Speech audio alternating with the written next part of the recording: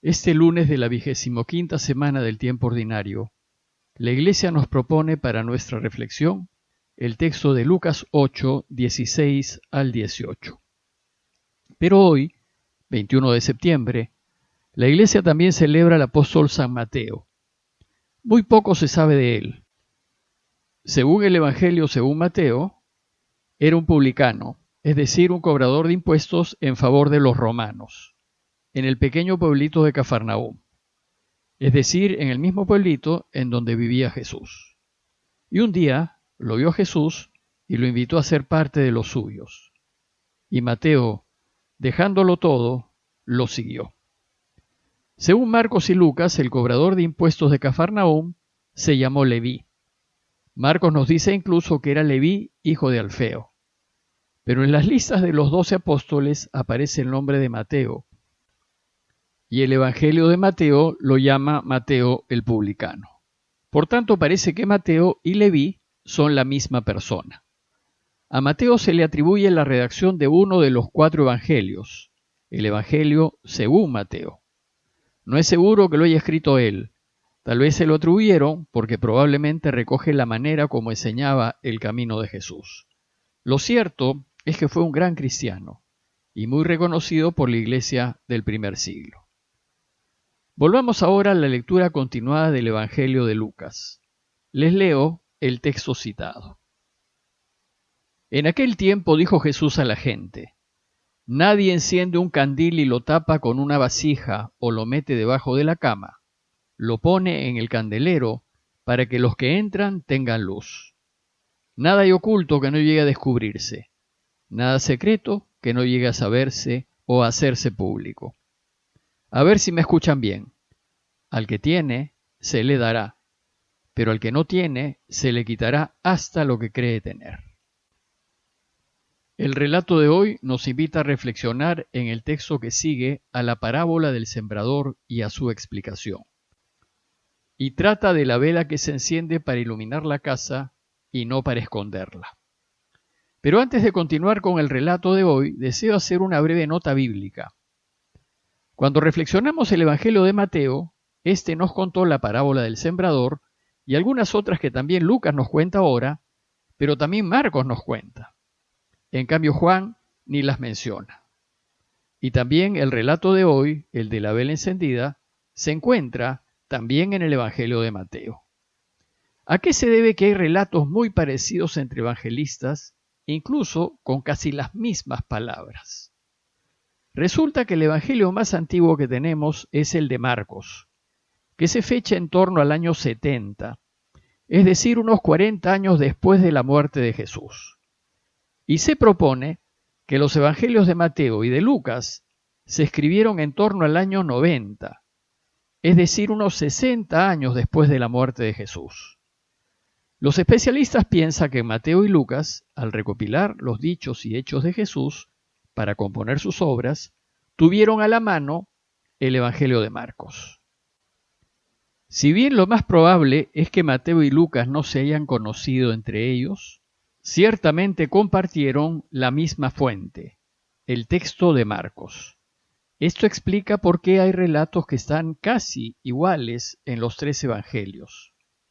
Pero hay relatos en los que Mateo y Lucas coinciden, pero que no los tiene Marcos.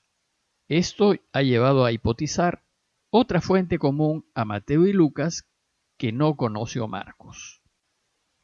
De haber existido, desgraciadamente esta fuente se perdió en el tiempo.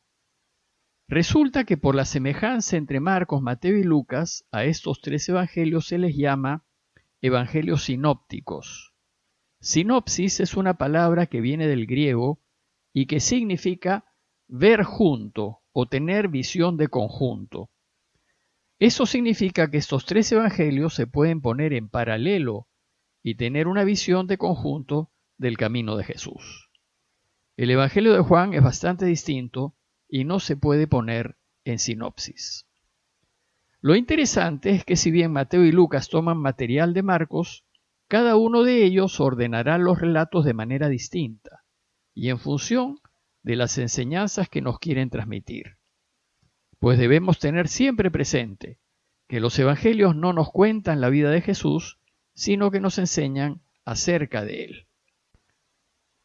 Y ahora, volviendo al relato de hoy, vimos que Jesús se puso a enseñar a toda la multitud que lo rodeaba.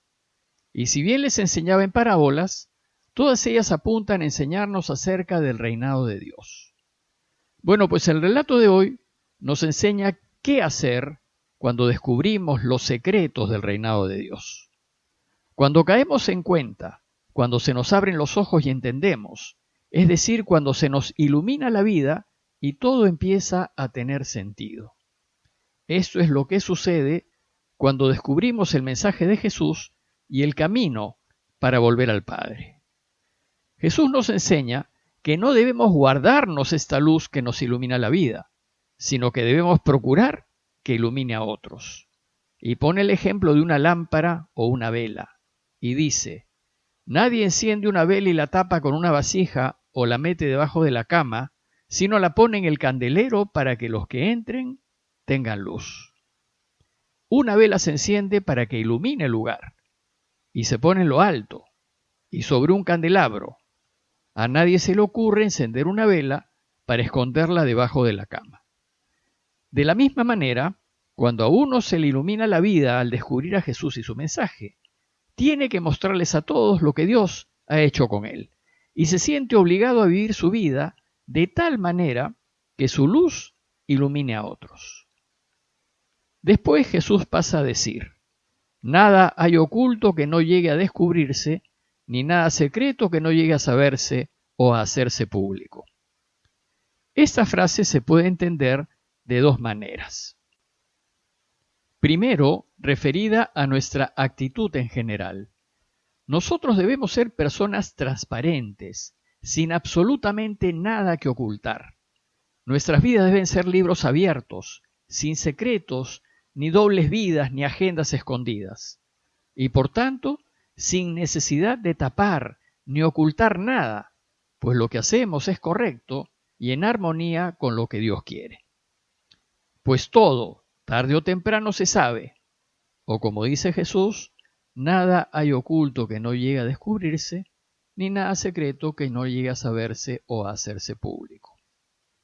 Y segundo, se puede también leer como referida a su mensaje.